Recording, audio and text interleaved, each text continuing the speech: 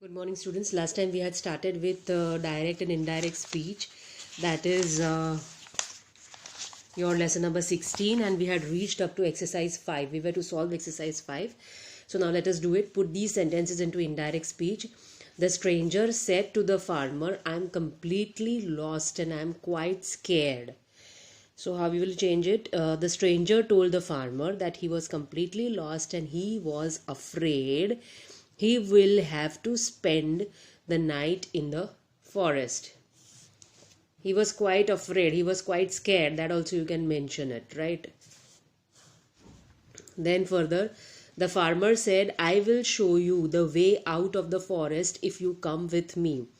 The farmer said that he would show the stranger the way out of the forest if he went with him.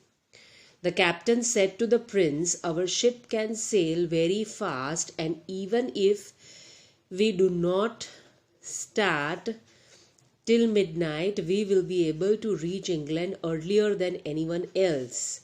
The captain assured the prince that their ship would sail very fast, and even if they did not start till midnight, they would be able to reach England earlier than anyone else.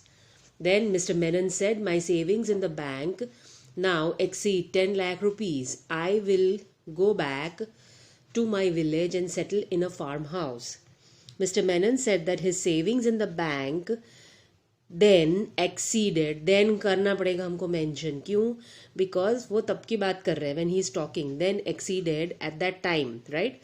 Exceeded the 10 lakh rupees. So he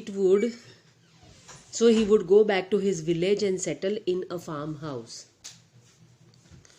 Then the young man said to the judge, my lord, some time ago I lent this man 10,000 rupees, but he has never paid them back.